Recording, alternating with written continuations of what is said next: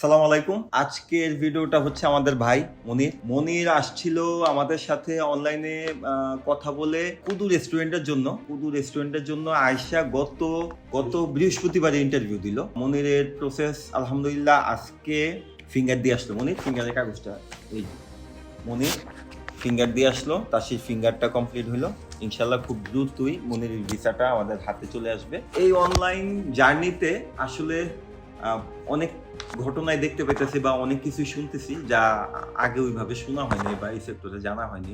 মনির দীর্ঘ 3 বছর ধরে চেষ্টা করতেছিল দেশের বাইরে যাওয়ার জন্য, সুইটেবল এজেন্সি পাচ্ছিল না। অনেক এজেন্সি থেকে মনির বইও উঠে আসছিল, কি উনি অনেক এজেন্সির বই দেওয়ার পরে বইও উঠে আনছিল। পরে অনলাইনের মাধ্যমে মনির আমাদেরকে মেসেজ করে, ময়মনসিংহের ফুলপুর থেকে আসছে মনির, ওইখান থেকে মেসেজ করে তারপর চলে আসে কুদু রেস্টুরেন্টের জন্য ইন্টারেস্টেড হয়। সো তারপরে আয়শা মনির কি হইলো, মনিরের জার্নিটা মনিরই বলবে। আমি অনেক আগে 2022 সালে পাসপোর্ট করছি, করার পরে আমি অনেক জায়গায় প্রতারিত হয়েছি, বিদেশ যাইতে পারি নাই। তারপর আমি হঠাৎ করে ইউটিউব ভিডিও আসছে সামনে, দেখছি, দেখে মেসেজ দিলাম, মেসেজে কথা বললাম, ফোন দিলাম, কথা বললে ভালো লাগছে। তারপর অফিসে আসছি, আয়শা ভাইরা বলছে, ফারদিন ভাই বলছে এখন বর্তমানে কুদু রেস্টুরেন্টেই আছে, তুমি যাইতে পারো। তারপরে আমি ইন্টারভিউ দিলাম, ইন্টারভিউ আমি মাশাল্লাহ এলা হয়েছি। তারপরে ইন্টারভিউ দেওয়ার পরে আমি আবার 2 দিন পরে আবার মেডিকেল করছি। মেডিকেল করার পরে আজকে তো ফিঙ্গার দিয়ে আসলাম, এই যে ফিঙ্গার দিয়ে একটু আগে আসলাম। আলহামদুলিল্লাহ অনেক ভালো লাগতেছে, এত তাড়াতাড়ি আমার কার্যক্রম হচ্ছে। যেখানে তুমি 3 বছর ধরে দেখলা যে বিভিন্নভাবে অনেকভাবেই ঘুরতেছো, 3টা বছর সময় নষ্ট হওয়া মানে জীবনের অনেক লম্বা একটা সময় চলে যাওয়া। সেই ক্ষেত্রে তোমার ইন্টারভিউ থেকে ভিসা আবেদন পর্যন্ত 1 সপ্তাহের মধ্যে আমরা ইন্টারভিউ থেকে আজকে ফিঙ্গারে চলে গেছে। কেমন লাগতেছে? আমি আলহামদুলিল্লাহ অনেক খুশি। আমি এরকম প্রসেস আমি কোনো সময় দেখিও নাই, ভাবছিও না। আমার জীবনে ফার্স্ট এটা আমি দেখলাম যে এত তাড়াতাড়ি কোনো বিদেশ যাইতে এত তাড়াতাড়ি প্রসেস হয়েছে। আলহামদুলিল্লাহ আমি খুশি। দোয়া করি যদি কেউ যাইতে চাই তাহলে এখানে আসতে পারে, এটা বিশ্বাসযোগ্য আমি মনে করি।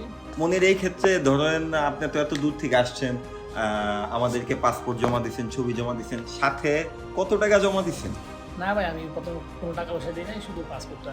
আমি টাকা পয়সা দিতে বলছিলাম, আপনারা না করছেন, টাকা পয়সা লাগবে না, কিন্তু পাসপোর্টটা দিয়ে দাও। যদি ভিসা হয়, ইন্টারভিউ তুমি সিলেক্ট হও, তাহলে ভিসা আসলে তারপর টাকা দিও। যাক আলহামদুলিল্লাহ, আমরা মনিরের ভিসা যখন আসবে, ভিসা নিয়ে মনিরের সম্পূর্ণ জার্নিটা তুলে ধরবো। আশা করি, আমরা চেষ্টা করি দিন শেষে প্রত্যেকটা ভাইকেই বা যারা বিদেশগামী যেতে চায় অনেকভাবে অনেক জায়গায় প্রতারিত হয়, তো জিনিসগুলি আমাদের ভাবায় এবং কষ্টও লাগে।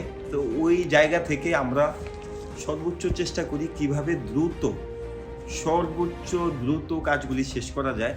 কারণ একটা ভাই টাকা দেশে একটা ভাই যখন বিদেশ যেতে চায়, তার টার্গেটই থাকে টাকা কামানো। তো বাংলাদেশে যতদিনই বসে থাকে তার সময়টা নষ্ট হয়, সে ইনকাম করতে পারে না, ফ্যামিলি প্রেশার ক্রিয়েট হয়, অনেক দিক থেকে মানসিকভাবে টেনশনে বা মানসিক একটা প্রবলেমে পড়ে যায়।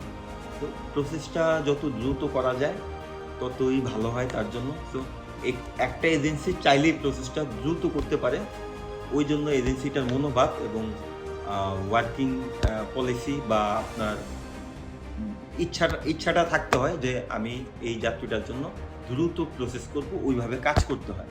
আপনি ইচ্ছা করলে ঢিলামি করতে পারেন এবং বাংলাদেশের বেশিরভাগ এজেন্সি এই ঢিলামিটাই করে, ভাইদের সময় নষ্ট। তো যারাই সময় নষ্ট করতেছেন আমাদের সাথে অন্তত আমাদের এজেন্সিটা আইসা দেখে যেতে পারেন, এমন যেন আমাদের মাধ্যমে যেতে হবে, আসতে পারেন, খোঁজ খবর নিতে পারেন। ইনশাল্লাহ আপনাদের জন্য আপনাদের উপকার করার ট্রাই করব, আর না হলে কিছুই করবো না, কিন্তু আমাদের দ্বারা আপনার অপকার বা সময় নষ্ট হবে না। জি, আজকের ভিডিওটা এই পর্যন্তই। ফাইনাল ভিডিওতে ইনশাল্লাহ আবার দেখা হবে।